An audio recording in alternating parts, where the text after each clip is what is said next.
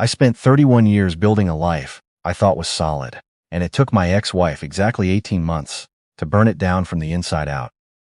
I'm 54 years old. My name is Whitaker, and I drove a fuel tanker for Consolidated Transport out of Amarillo, Texas for most of my adult life. Long hauls, early mornings, 3 weeks on the road, and 1 week home. It wasn't glamorous work, but it paid well, especially after I made senior driver. Union benefits, a pension at 30 years, and enough overtime to put a decent roof over my family's heads. I retired 14 months ago with a clean record and a handshake from my dispatcher. I thought the hard part of my life was behind me. Then on a Thursday morning in October, at 6:48 in the morning, 2 men in dark jackets knocked on my door and showed me federal badges. I was standing in my kitchen in socks and a flannel shirt, halfway through my first cup of coffee, when I heard it. Not polite knocking, the kind that comes with authority already built in, 3 hard raps that say we're not leaving. I set my mug on the counter and walked to the front door. My rental house in Lubbock was small, a 2-bedroom on a quiet street where nothing ever happened. Or so I thought. The taller one spoke first. "Mr. Whitaker? Gene Allen Whitaker?" He showed me credentials before I could answer. Special Agent Darren Webb, IRS Criminal Investigation. His partner, a younger guy who introduced himself as Agent Flores, stayed half a step back, watching my hands. The IRS, not the county sheriff, not local police. Federal. "We'd like to ask you some questions about a series of financial accounts opened in your name over the past 16 months, Webb said. His voice was flat, practiced, the kind of neutral that comes from delivering news like this to guilty people and innocent ones alike and not being able to tell the difference. "May we come in?" I stepped back from the door. My legs were working, but the rest of me was somewhere else entirely. They sat at my kitchen table and spread out 3 printed pages. My name, my social security number, my pension ID from Consolidated Transport. 5 accounts at 3 different credit unions. 11 wire transfers totaling somewhere around $62,000. The last transfer had cleared 4 days ago. "Is this your signature?" Webb asked, pointing to the bottom of one page. I looked at it for a long moment. It was close. Whoever did it had studied how I write, the slight backward lean on the capital G, the way I crossed the T in Whitaker with a quick upward stroke. But the loop on the W was wrong, off by just enough that I could see it, even if a bank teller wouldn't. "No," I said, "that's not mine." Webb made a note. Flores was watching me. "Mr. Whitaker, do you have any reason to believe someone with access to your personal information might have opened these accounts?" I knew immediately. I didn't say her name. I just felt it settle into my chest like cold water. My ex-wife and I had been divorced for 22 months. We were married for 16 years, long enough to buy a house together, raise a son, file joint taxes, share bank accounts, and share everything else that makes 2 lives into one. When it ended because I came home early from a run in February and found things I couldn't unsee. I won't go into the details. She had a life I hadn't known about. That was enough. The divorce took 9 months and cost me the house, my savings, and most of my dignity. I walked away with my truck, my pension, and a court decree that divided our debts. I moved to Lubbock to be closer to my son, who lived there with his wife and my 2 grandkids. I thought I was starting over. I thought she was, too. "My ex-wife," I said. "She handled our finances during the marriage. She knew everything. Social security number, employment history, pension information, all of it." Webb nodded slowly. "Was there a specific point during the marriage where she would have had access to documents that might have contained all of that information together?" "Every year," I said. "She did our taxes, every year for 16 years. Flores wrote something down. Webb leaned forward slightly. "We'd like you to come into our field office tomorrow afternoon to make a formal statement. Would you be willing to do that?" I said yes. Of course I said yes. I was still in shock, still processing the number. $62,000. They thanked me and left. I stood in my doorway watching their car pull out of my street. And then I just stood there a little longer than necessary, feeling the October air on my face. My neighbor across the street, a retired postal worker named Hob Jennings, was walking his dog. He slowed when he saw the government plates. I closed the door before he could make eye contact. I called my son. He answered on the second ring, his voice cheerful the way it always was in the morning before the day got to him. I told him what had just happened. There was a silence on the other end that lasted long enough that I thought the call had dropped. "Dad," he said finally. His voice had changed. "She called me last night." Everything in me went still. "What did she say?" "She said you'd been contacting her, leaving messages, that you'd been driving past her apartment." He paused. "She said she was scared." I sat down on my couch. "Son, I haven't spoken to her since the day the divorce was finalized. I don't know where she lives. I've never been to her apartment." Another silence. "Dad, she was crying."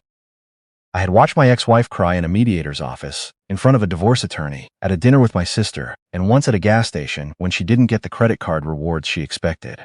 She cried like other people breathe, easily, when needed, and for effect. "I know," I said. "She's very good at that." He said he had to get to work, that he'd call me later, that he didn't know what to think. He didn't say he believed me. He also didn't say he didn't. He just said he'd call later, and then the line went quiet. That evening, my old work buddy Pete Callahan came over. We'd driven routes together out of the same terminal for 12 years, and when I transferred to Lubbock, he'd followed 2 years later. Pete was 61, still driving, built like a fire hydrant, and had been through a divorce of his own a decade ago.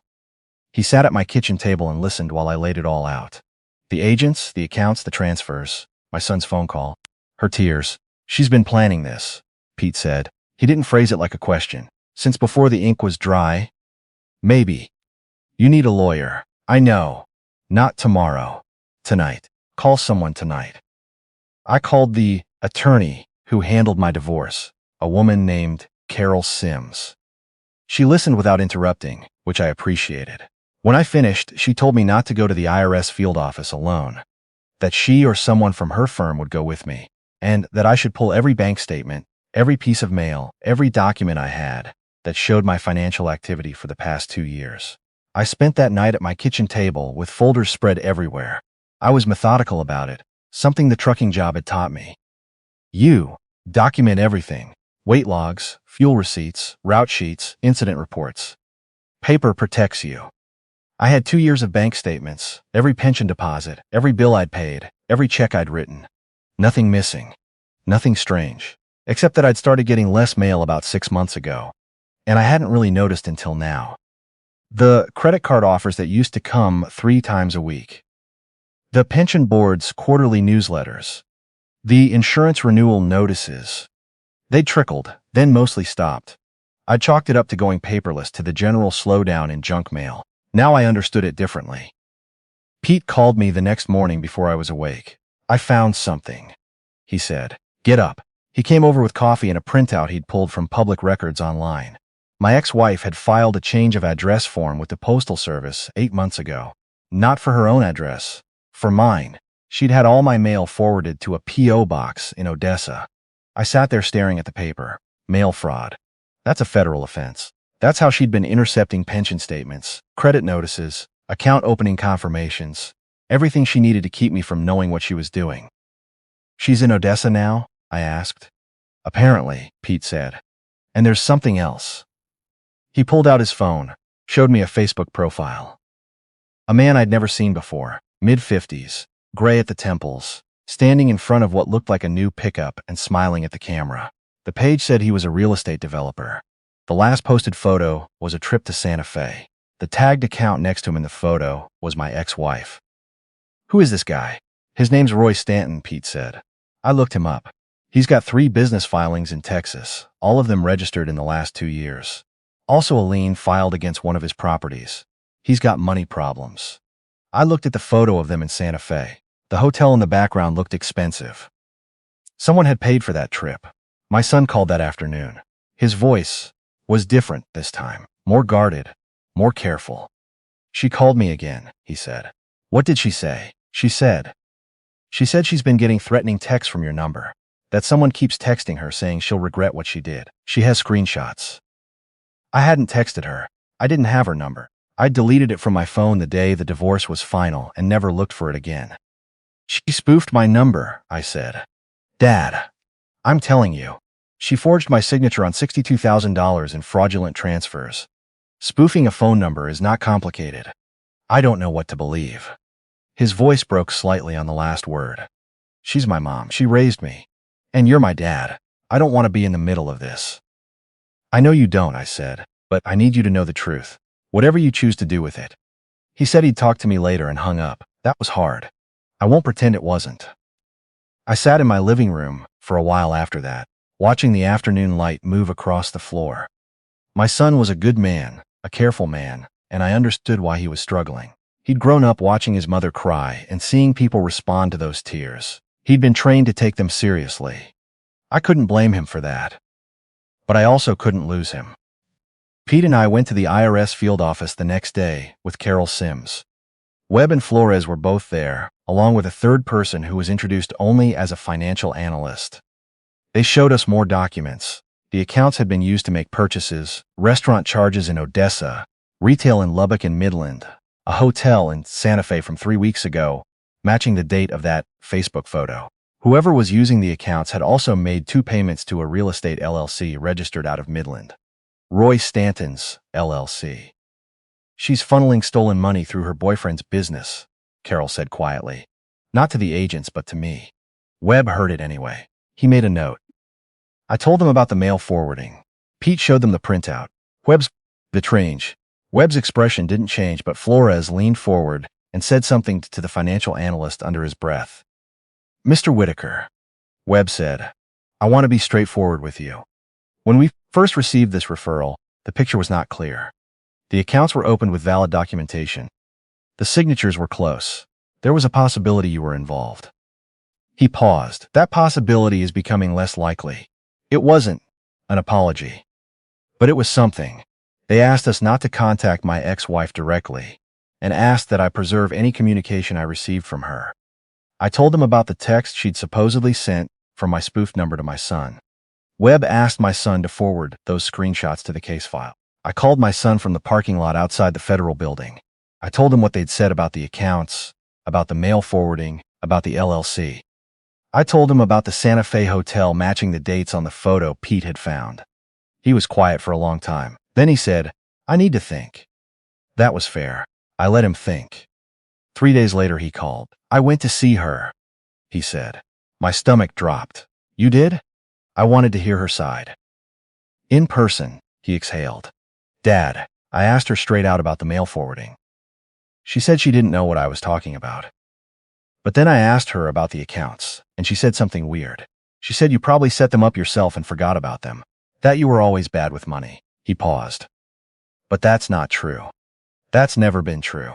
You kept every receipt from every gas station you ever stopped at. You color-coded your route logs. I did, I said. She was lying, he said. His voice was flat. Not angry yet, just arriving at it.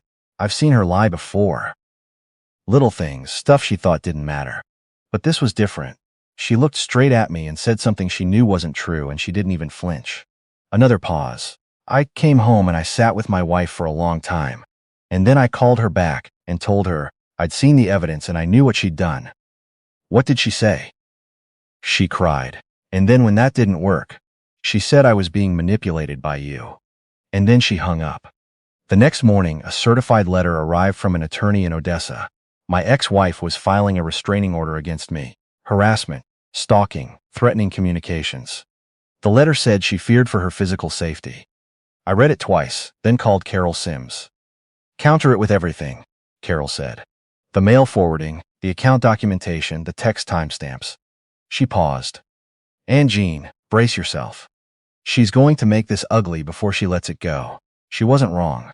Within 48 hours, the story was on the local news out of Odessa.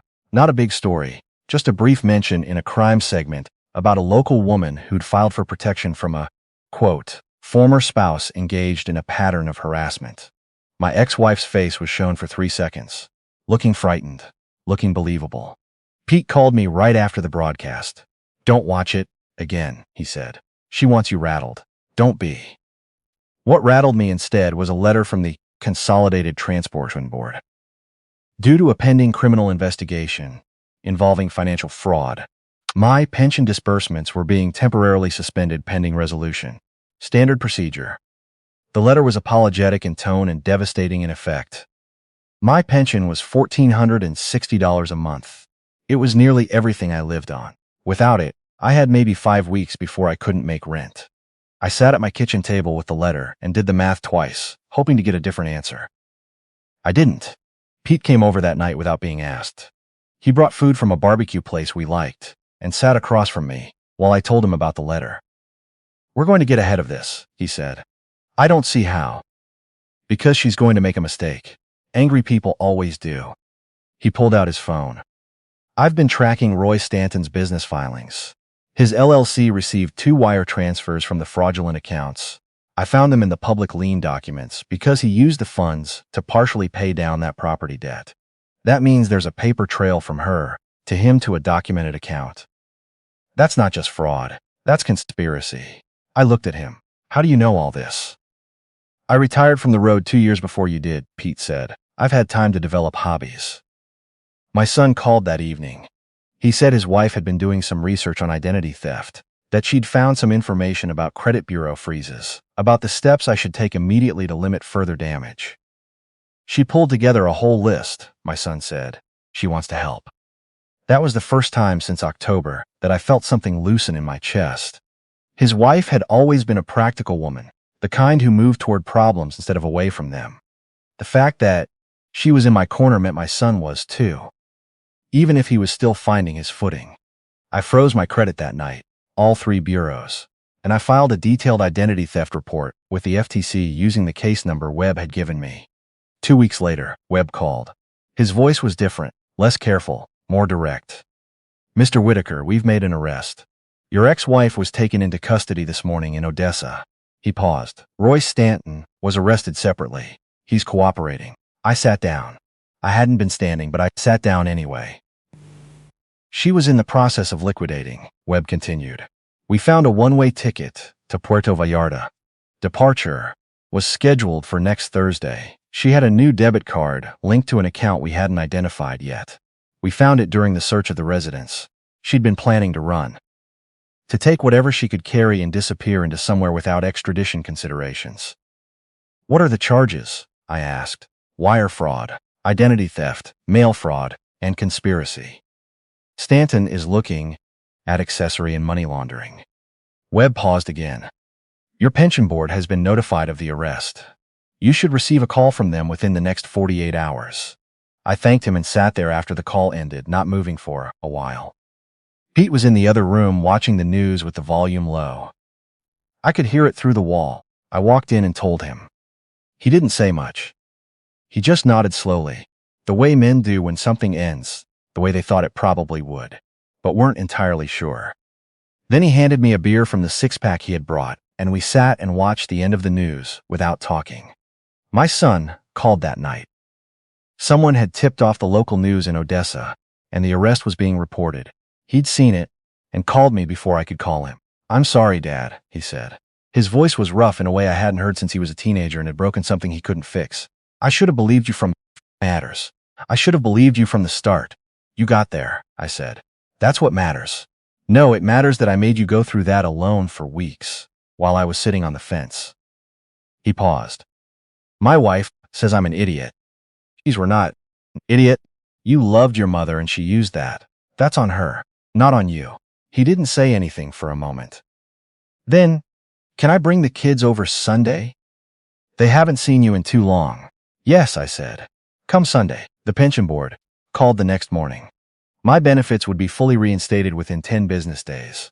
The back payments for the suspended months would be included in the first check. The woman who called was formal and efficient, and somewhere in the middle of her script she said, "We're sorry for the inconvenience, Mr. Whitaker." And I had to work at not laughing. Inconvenience. The trial took 4 weeks. My ex-wife pleaded not guilty, which surprised me only a little. Her attorney went with a strategy of blaming Stanton, painting her as someone he'd manipulated, someone who didn't fully understand what she'd agreed to. The jury had Webb's documentation and Stanton's cooperation, and they deliberated for less than a day. See. Guilty on all counts. She received 12 years. Stanton received 4, as part of his cooperation agreement. I sat in the courtroom when the verdict came in. I watched her face, and for a moment she looked at me, and I tried to read what was there. Not remorse. Something more like disbelief. The look of someone who has run a game for a long time and genuinely cannot understand why it stopped working. She looked away first. I drove home after, stopped for gas, and sat in my truck for a few minutes before pulling back onto the highway. I thought about the 16 years. Some of them had been good, genuinely good, and I wasn't going to pretend otherwise. My son was proof that something real had come out of it. But somewhere along the way, the woman I thought I'd married had become someone who saw me as a resource to be used and discarded. And the honest truth was, I didn't know exactly when that happened or whether it had always been that way. I couldn't answer that. I stopped trying. Sunday, my son pulled into my driveway at noon with his wife and my 2 grandchildren, a 9-year-old girl who wanted to show me a rock collection she'd started, and a 6-year-old boy who immediately wanted to know if I had snacks. My son's wife hugged me for a long time without saying anything, which was exactly right. We sat in my backyard in the November sun, and the kids ran around while the adults drank coffee and talked about things that didn't have anything to do with fraud or federal agents or courts. My son's wife told me about a documentary they'd watched. My son complained about construction on the highway he drove to work. The 6-year-old fell and skinned his knee and cried for 90 seconds, and then forgot about it entirely, the way children do, with a speed that adults cannot replicate, no matter how much they might want to. Pete came by late afternoon with a bottle of bourbon. He sat with us until the sun dropped and the kids started getting tired. And then my son loaded them into the car and hugged me in the driveway. A longer hug than usual, the kind that means something. After they left, Pete and I sat on the porch steps. "What do you do now?" he asked. I thought about it. I had my pension back. I had my son back. I had a 2-bedroom rental that was mine. I had a clean credit report in the process of being rebuilt. "Same as before," I said, just more carefully. Pete poured 2 glasses, and we sat there while the neighborhood went quiet, and the first stars came out over Lubbock, and neither of us had much else to say, because some things end and leave a silence behind them. And the right thing to do with that silence is just sit in it for a while. That's what we did.